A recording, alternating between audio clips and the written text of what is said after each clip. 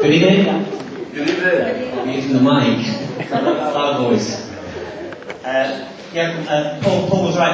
I moved to the Google area about five years ago, and if you've never been to that area, as Paul was saying, the Google itself leaves a little to be desired, but the surrounding countryside is absolutely fantastic. Really, really striking countryside. It's really flat. Some of the flattest places I've ever been to in my life, I think. And I've moved from big places, from cities, and from sort of quite hilly places to this place, Gould, and I was really struck by the landscape. And at the time, I decided to concentrate on a novel and try and write a novel. And this is the book which came out of that, because I was so struck by the landscape. I didn't realise most of the time that I was writing about this flatness and emptiness. And this is just a short piece about Gould and about somebody trying to write about Gould. For years, I'd wanted to write a book about living in Gould and Swinefleet. But I thought about it for a while and decided against it. Then I had a brainwave and thought I could change the names. Maybe then I could write a book without upsetting anyone. So I changed the names. For Gould, read Swinefleet. For Swinefleet, read Gould. So then I thought I could write about Ken. We used to meet up together to play dominoes, but that was a while back. I told him, I said, Ken, I'm thinking of writing a book about life around here in Gould, like a local history book or something.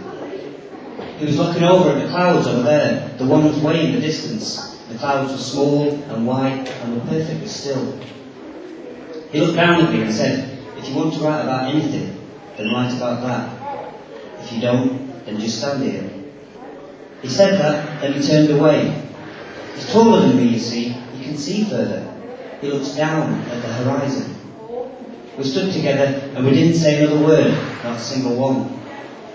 That's probably the last time I saw him. It started to rain over there, miles away, and I wanted to say something stupid like, look at the colour of the sky or something. But I didn't. I just stood there like some dumb kid next to him. Later, I was out back where I lived. The moon was up and I thought, maybe it'll rain. The moon was small and white and round in the night. And I looked at that shiny spot in the darkness and said, all right, Ken, I'll do it. But this has to be for you.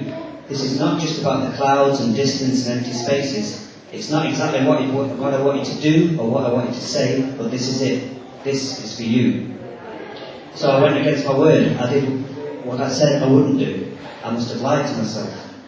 Maybe I knew all along that I was going to write this. Maybe everything else I did was just preparation. But this is it. This is the world of Ken. It's Ken book. It's about him and Lucy and Florrie and about a whole mass of other things. They fall in love, you know. It's so unlikely you won't believe it, but that's what happens. Ken falls in love with Lucy. Florrie, she's already in love with Lucy. And Lucy, she can't help but fall in love. But then poor Florrie, she tries to stop it all. She doesn't want to be on her own. She doesn't want Lucy to leave and go over the bridge.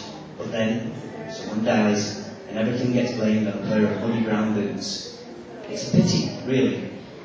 It's a pity how things work out sometimes. This is just a love story, I suppose. I wish I could tell you a different one. But this is the only one I have. Anyway, I'll leave that there. That's just it.